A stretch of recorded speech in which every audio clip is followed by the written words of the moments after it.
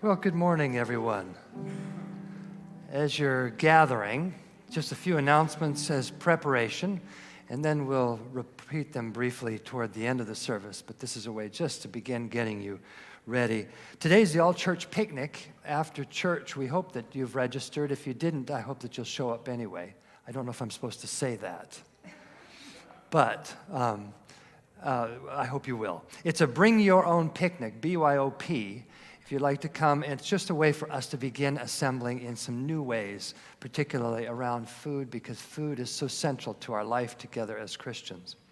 Also today, Nature's Meditation, Elisa Stone's gallery show of her nature photography, and along with some reflections by the poet Mary Oliver is in the gallery, which is just out these doors and just to your left, just across from the women's restroom.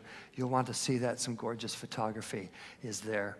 And then next week in worship, Pastor Eunbee's official installation as our associate pastor. We have not done that. It's usually done shortly after the person arrives, but because of COVID, we've had to wait.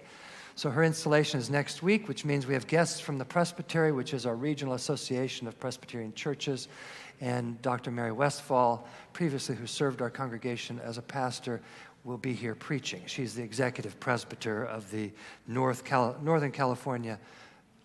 Central California Presbytery. And then October 31st, a number of events. It's Dia de Muerta. We also have a community event, Halloween give-back experience happening all afternoon. And you'll hear more about that and read more about that in the announcements as they come out to you. And then DCC will also be hosting a trunk or treat celebration that evening, since it is, I almost said New Year's Eve, since it is All Hallows Eve, Halloween. So those are a few of our announcements. Let's now prepare ourselves and make the transition from getting here to being here and open ourselves to the presence of the Spirit and the gift of this community.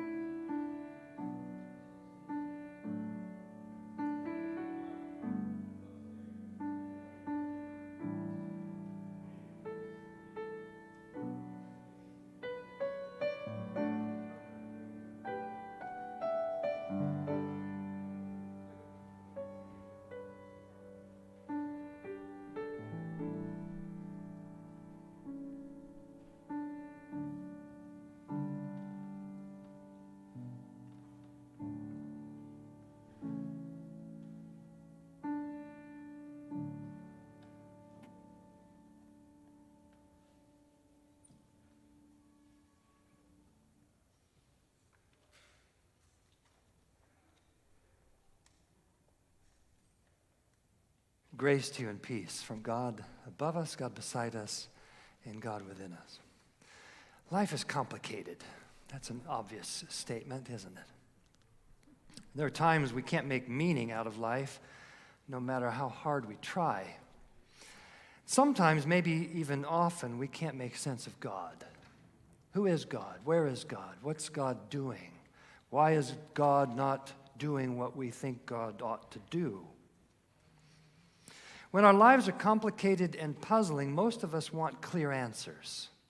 Certitude is a desire of all of us. We want to understand cause and effect. We want to know how to fix our lives, and often we want to try to fix others. But the mystery we call God often contradicts our expectations, eludes our efforts to tame the holy. What a horrible thing it would be to tame the holy, but we want to. We can't control God, and we can't count on God to do anything or be anything more than what God ultimately is: love. And what's revealed to us in Jesus is love. Do you want to know what God is? Says Jesus.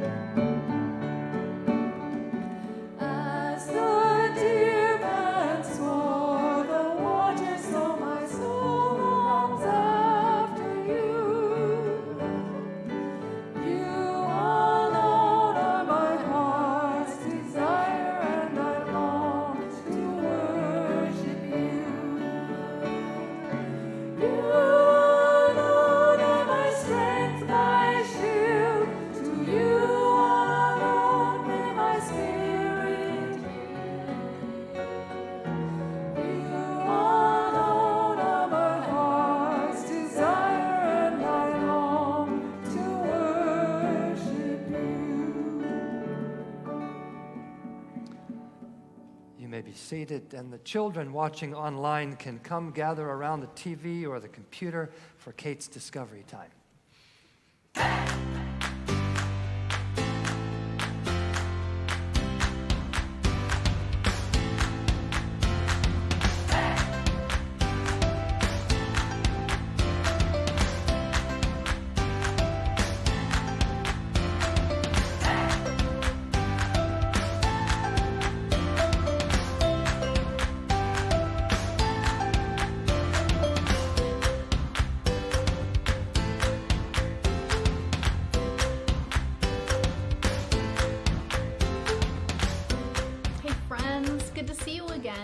So we're picking up with the story of Moses where we left off last week. God's people, the Israelites, were working hard for Pharaoh.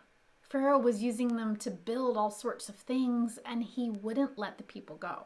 And so God told Moses that it was his job to go and tell Pharaoh to let the people go. Otherwise, God was going to do some crazy stuff.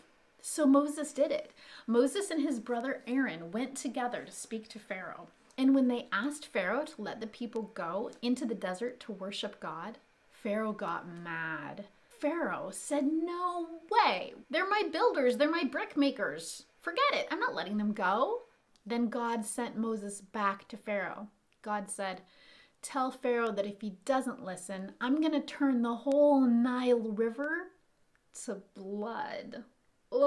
No one will be able to drink it or bathe in it like you usually do. It's going to be so gross. You better let the people go." Do you think Pharaoh did it? He didn't. And God turned the Nile River to blood. And so Pharaoh said, oh, please, please turn the river back to regular water and I'll let you go." And so Moses did. And the river turned back to water and Pharaoh didn't let them go. And so then God told Moses to go back to Pharaoh and tell him that if he doesn't let the people go, I'm going to send thousands and thousands of frogs. Ooh.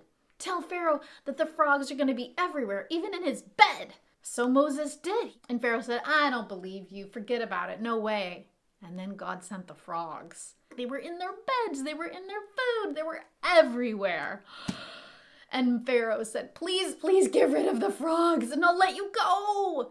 And do you think Pharaoh let them go? No. Moses got rid of the frogs and Pharaoh still didn't let the people go. This went on and on. There were 10 plagues. So far we talked about the Nile River and the frogs. After that, it was gnats. And after that it was flies. And then the livestock got sick, like all the sheep and the goats and the cows and everything. And then they got boils, which are like big bumps on your skin that are filled with yucky fluid, and they hurt. And every time Pharaoh said, "Oh, just make it go away and I'll let you go." And then every time Moses made it go away, Pharaoh said, "Forget about it. No way." Oh, man. Then there was hail, like not cute little hail, like big hail that ruined all the plants and the trees and everything. And then there was locusts that came and ate everything that had gotten knocked down by the hail. So there was nothing growing left in all of Egypt after the locusts, and that was gross. It got worse and worse. Altogether, there were 10 plagues that came. And Moses and Aaron kept telling Pharaoh, "You could make this stop if you just let us go." And every time Pharaoh said no. Finally, Pharaoh finally let them go. In the middle of the night, Pharaoh summoned Aaron and Moses to him and said, "Leave, get out of here. I'm done with you people." And so they did. Hundreds and hundreds of thousands of Israelites left Egypt that night. And finally, they were free from Egypt. Wow. Now, why are we talking about this story when our faith word is awe? The awe that Pharaoh felt in this story was not a happy awe. It was like, oh. In this story, we see that God really, really, really does not like slavery. In the amazing things that happened, I'm sure filled all the Israelites and the Egyptians with awe. Like, whoa, that's a lot of frogs. Or, whoa, those are big hailstones. But I also think there's another kind of awe. I I think the Israelites were feeling a lot of awe for realizing how much God did really care about them. They might have felt like God had forgotten them. They might have felt like God thought that their slavery was okay. But then they found out that God really cared so much about them, that God was willing to send frogs and locusts and gnats and flies and all sorts of stuff to try and get Pharaoh to let them go. They must have felt so amazed to realize they were loved like that. They must have felt awe for how big God was and how big God's love was for them also. So this week, I hope you remember that God's love for you is so big and so amazing that even when you try to imagine it, even if you can't quite imagine it all the way, I hope you feel awe in your heart. Okay, friends? I'll see you next week with more stories about Moses and Pharaoh and Aaron and everybody. Okay? Bye-bye.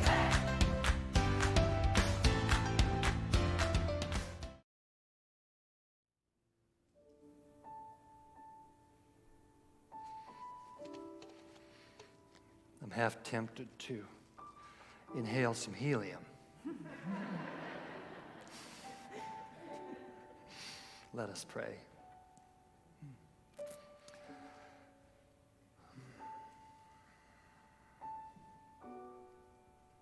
Here's a tale that rises up before us that is about power encounters between you and those who hold power over your people. It's a tale about your extreme, supreme power to liberate.